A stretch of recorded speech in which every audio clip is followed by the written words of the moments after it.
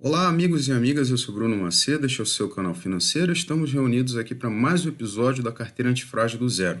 Aquela carteira que eu monto com R$ 200 do meu próprio dinheiro, mensais, no Brasil e no exterior, com foco em preservação do patrimônio e geração de renda passiva com os princípios de antifragilidade do Taleb.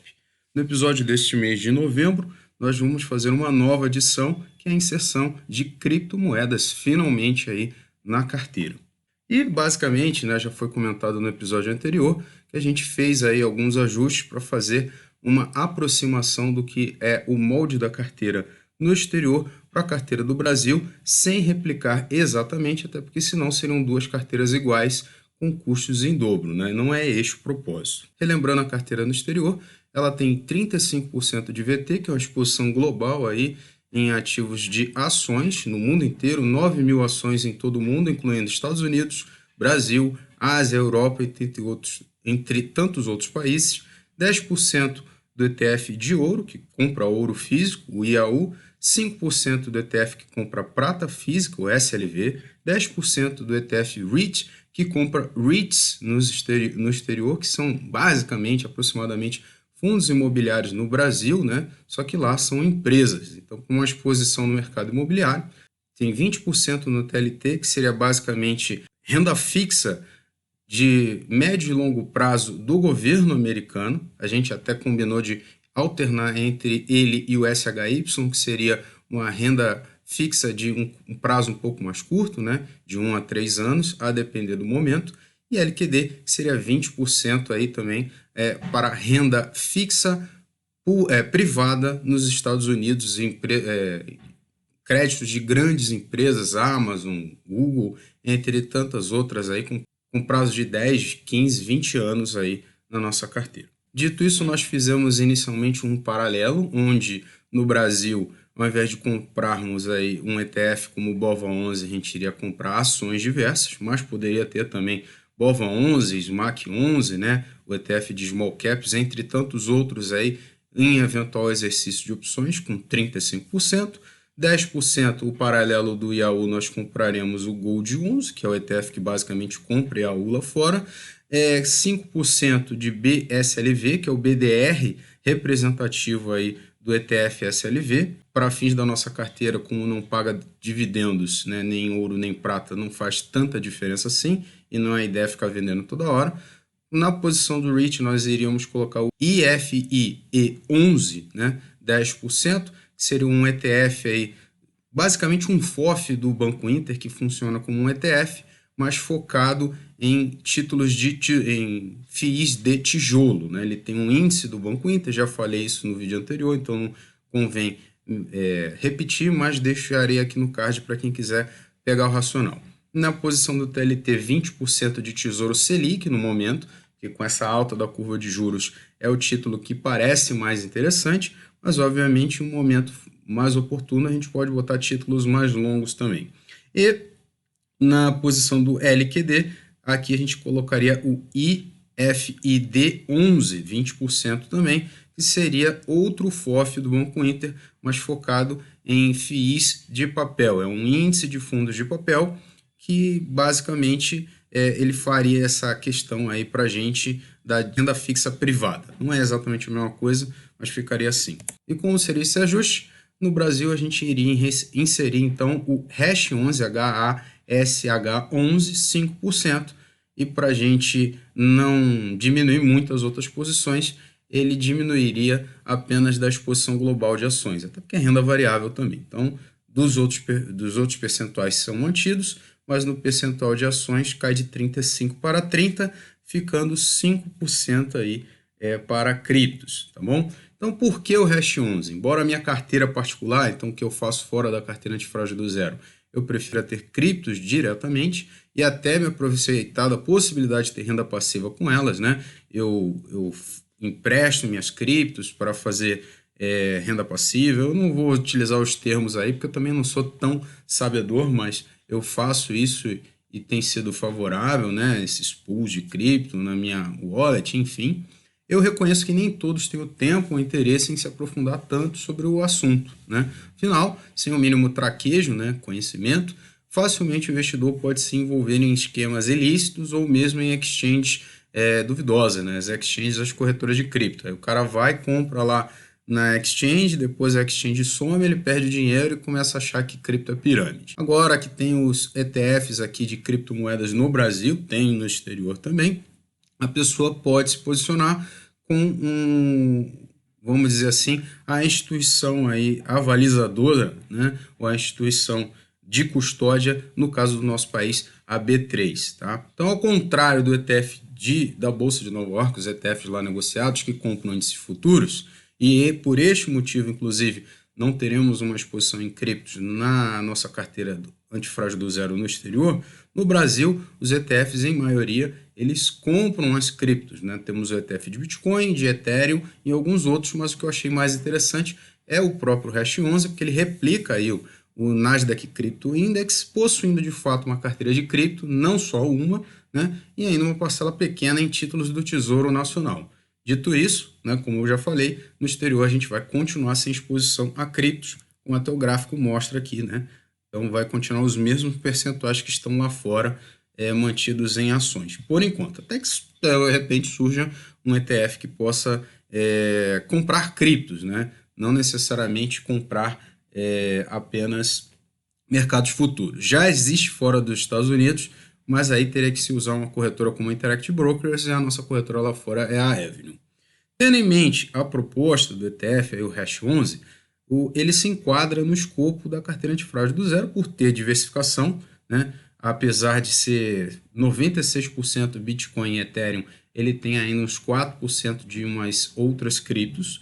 Ele tem a garantia de uma instituição de custódia, no caso do Brasil ele é devidamente registrado na B3, tem liquidez imediata e muito boa em bolsa de valores. Então, até para o tamanho da nossa carteira, você não vai ficar preso, mas ele também negocia quantidades bem significativas. Como todo ETF no Brasil, ele não goza de isenções e, no caso específico, não há que se falar em dividendos, né? As criptos não pagam dividendos. A taxa de administração 0,3% ao ano é o padrão aqui no nosso país e também 1,3% aí de taxa de performance, que é a taxa de administração máxima, se incluir aí o índice ativo, né? Eu suponho que seja uma taxa de performance. Dada a alta expressiva das criptos nos últimos meses, eu não vejo interesse, pelo menos no momento, de incluir logo de cara esse ativo, embora a gente vá começar a monitorar ele, vai entrar no radar. Mas pode ser feito talvez um aporte mínimo só para a gente não ficar de fora, né? Aquele fear of missing out, o medo de ficar de fora. Talvez um aporte de uma cota, né? Só para não dizer que não comprou ainda, beleza? Tá aqui a composição do Hash 11, ele é 62% Bitcoin e 33% Ethereum, né? Daria esses 96%. Aí ele ainda tem uma percentual um pouco menor de outras criptos no momento: Chainlink, Uniswap, Bitcoin Cash, Filecoin e Stellar, com uma rotatividade de 3 meses, né? Então, se algum dentro do evento aí, liquidez, volume de negociação das criptos neste prazo e alguns outros critérios básicos aí forem alterados, pode ser alterada essa carteira e até incluída outras criptos. Detalhe interessante, né? Que ele é basicamente aqui 99% aqui ou mais do índice, né, de Hash 11, mas ele tem uma parcela bem pequena aqui, 0,16% de NTNB, né, que é título do Tesouro Nacional. No caso aqui é um IPCA mais 2030 com juros semestrais. Como a gente sabe isso, né, ele até pagou a taxa aqui de 7,30, pegou uma excelente taxa, mesmo considerando o momento atual. E se a gente for ver, né, tá lá NTNB, pós-fixado com rentabilidade vinculada à inflação, mais uns juros aí pago semestralmente, né? Ou seja, isso aumenta a tributação paga, porque conforme o cupom vai sendo pago, ele vai sendo pago com aquela tabela por de renda, respectivamente, 6 meses, 1 ano e meio e 2 anos. A partir de 2 anos já fica 15% a mínima. E porque está lá o prazo de 2030, o título que a gente tem em 2030 é esse aí, Tesouro IPCA mais aí, que no momento está pagando 5,24. Então, se a gente pega ali ele recebendo taxa de 7,30, aí não ficou claro se é nominal, né? Se já somado tudo, né? Se já é o IPCA mais essa taxa, realmente não ficou claro, mas me parece, né, até pelo percentual ser pequeno, não chega a ser tão problemático, mas eles também estão vislumbrando aí, né, que a inflação subindo bastante, né, e isso deve favorecer o fundo, a não ser na marcação a mercado, mas a percentual é bem pequena. Se alguns colegas quiserem consultar essas informações, estão os links aqui na tela. E aqui está o ETF HASH11 62,70, desde a mínima ali que ele bateu, foi coincidente com a mínima do Bitcoin e do Ethereum, lá entre julho e agosto, está agora no próximo ao topo, 62,70. A detalhe, né? Recentemente o Bitcoin e o Ethereum voltaram a subir buscando novas máximas. Então, como o índice, como o ETF é basicamente Bitcoin e Ethereum, ele deve voltar, continuar nessa ascendente aí. Até quando a gente não sabe. O IPO dele foi feito lá entre abril e maio desse ano, na casa dos R$50, então dá para ver que o desempenho está favorável desde o seu IPO. Como não poderia deixar de ser, já incluí esse novo ativo na nossa tabela de Excel aí que eu prometi aos colegas, que eu tenho feito para monitorar o peso de cada um dos ativos, e vou te deixar disponível no nosso grupo aberto aí do seu canal financeiro para aqueles que tiverem interesse. Como é um Excel, não vou poder deixar aqui na descrição do vídeo. Note que, obviamente, nossa posição está muito pesada em ações, porque até o momento a gente não tinha comprado nenhum dos outros ativos, e a gente vai avaliar a nossa carteira com bastante calma aí para ver como a gente vai fazer as compras. Até para não ficar longo, vou dividir esse vídeo em duas partes, sendo esta parte do racional e a próxima parte, a parte efetivamente das compras e rolagens. E para aqueles que não acompanham, os campos que estão em cores diferentes são os que precisam ser alterados manualmente, né?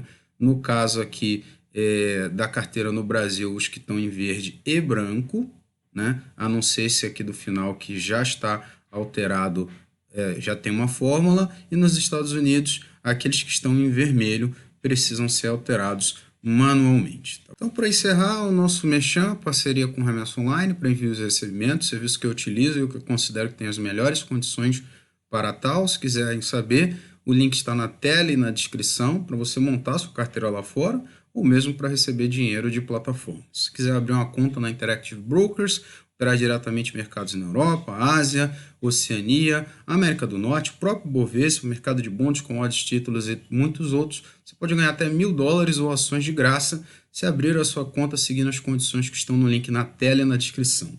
Se quiser se tornar um membro e ajudar essa iniciativa a crescer e ter algumas vantagens, como lives exclusivas, grupo do Telegram, slides das apresentações que eu faço, entre muitos outros, basta clicar no botãozinho que está aqui embaixo e a gente se vê lá.